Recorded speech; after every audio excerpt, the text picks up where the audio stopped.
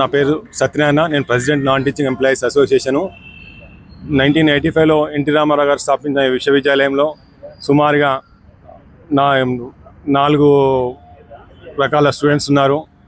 2003లో యూనివర్సిటీకి బాచ్పల్లిలో క్యాంపస్ కేటాయించారు. కానీ ఇప్పటికీ 2,500 మంది విద్యార్థులు ఇక్కడ విద్యను అభ్యసిస్తున్నారు. తెలుగు విశ్వవిద్యాలయం భాషా సంస్కృతి పరిరక్షణ ధ్యేయంగా ఏర్పాటు చేయిందని కొంతమంది ప్రైవేట్ వ్యక్తులు కలిసి ఈ నాంపల్లిలో ఉన్న స్థలాన్ని కబ్జా చేయాలని ప్రయత్నం చేస్తున్నారు. అది కూడా విశ్వవిద్యాలయ సంస్థకు ఎలాంటి సంబంధం లేదు. కాబట్టి మేము నాన్ టీచింగ్ ఉద్యోగుల పక్షాన దీన్ని ఖండిస్తున్నాము. ఇది పూర్తిగా విద్యార్థులతో కూడున్నది. ఇట్లా విద్యార్థులు లేరు. ఇది పూర్తిగా పాడుబడి ఉన్నదనే సమాచారాన్ని ప్రభుత్వానికి చేరవేశారు. మేము ఈ సందర్భంగా ప్రభుత్వాన్ని రిక్వెస్ట్ చేస్తున్నాము. ఈ విశ్వవిద్యాలయం పూర్తిగా విద్యార్థులతో నిండి ఉన్నది.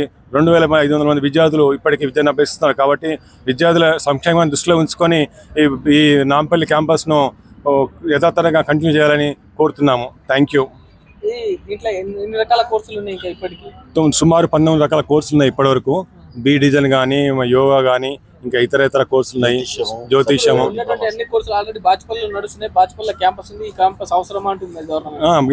వాస్తవం క్యాంపస్ ఎందుకంటే ఇది ఇక్కడ చాలా మంది పెద్దవాళ్ళు వస్తున్నారు, మన అమ్మ లేడీస్ వస్తున్నారు. కాబట్టి ఇక్కడ అంత దూరం రాలేదు. కాబట్టి ప్రస్తుతానికి ఈ ఈవినింగ్ కోర్సులు, దూర విద్యా కోర్సులకు ఇది అనువైన స్థలం కాబట్టి మేము యూనివర్సిటీ భావించి మేము ఇక్కడ పెట్టుకున్నాము. దానికి ప్రభుత్వం గుర్తించి ఈ స్థలాన్ని మాకు మా యూనివర్సిటీకి అప్పగించాల్సిందిగా మరొకసారి. నాంపల్లి క్యాంపస్ ను వేరే ప్రైవేట్ వ్యక్తులకు అనుసంధానం చేస్తుందని మీ దగ్గర ఆధారాలు ఏమైనా ఉన్నాయా? మా దగ్గర మాకున్న సమాచారం ఏంటంటే ఆల్రెడీ మేము సమాచారమే ఉందా లేకపోతే ఆధారాలు ఏమైనా ఉన్నాయా? జియో ఏమైనా ఇచ్చిరా వాళ్ళు? మాకు ఆల్రెడీ వేరే వాళ్ళకి అనుసంధానం చేస్తున్నామా? సమాచారం ఉంది. ప్రస్తుతానికి మాకున్న సమాచారం ఉంది కాబట్టి మేము ఈరోజు ధర్నాకు ఈ పరిరక్షణ కమిటీ సమితికి మద్దతుగా వచ్చినాము.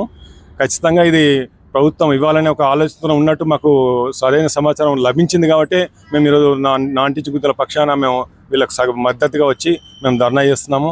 ఈ ధర్నాకు మళ్ళీ భవిష్యత్తులో కూడా ఒకవేళ కనుక రాష్ట్ర ప్రభుత్వం కనుక మొండి వైఖరి అవలంబిస్తే మేము నాన్ టీచింగ్ ఉద్యోగుల తరఫున మేము పెన్ డౌన్ స్ట్రైక్ చేస్తాం. అన్ని యూనివర్సిటీలను కలుపుకొని ఉద్యమాన్ని ఉధృతం చేస్తామని మళ్ళొకసారి రాష్ట్ర ప్రభుత్వానికి మీ ద్వారా సమాచారం చేరవేస్తున్నాము. సుమారుగా ఇది 10వ రోజు జరుగుతున్న దీక్ష చేయబట్టి ఈరోజు మేము నాన్ టీచింగ్ మరి క్లాస్ 4 ఉద్యోగులను కలిసి ఈ పరిరక్షణ కమిటీ సమితికి మద్దతుగా మేము వచ్చి చేస్తున్నాం. క్యాంపస్ ని వేరే ప్రైవేట్ వ్యక్తులకు అనుసంధానం చేయకుండా ఆపని చెప్పేసి అధికారులకు కానీ విద్యాశాఖ కానీ మీరు నోటీసులు ఇచ్చిరా? మేము మా రిజిస్ట్రార్ గారికి నాంపల్లి కార్యాలయంలో మనం బాచ్పల్లి కార్యాలయంలో గౌరవ చేశాము, రిక్వెస్ట్ చేశాము. వైచంత గారు కూడా చెప్పాము, వారి నోటీసులో పెట్టాము. దీని విషయంలో సీరియస్గా ఆలోచించండి. మేము నాన్ టీచింగ్ ఉద్యోగులు అందరం కూడా విశ్వవిద్యాలయం తరపున ఉంటాం. మేము మా స్థలాన్ని మేము కాపాడుకుంటామని వీసీ గారికి రిజిస్టర్ గారికి తెలియజేయడం అయింది. అది వీసీ రిజిస్టర్ ఇక్కడ రిజైన్ చేయాలని చెప్పేసి మాట వినిపిస్తుంది. వాళ్ళు ఎందుకు రిజైన్ చేయాలని? దాన్ని మేము సమర్థిస్తలేము.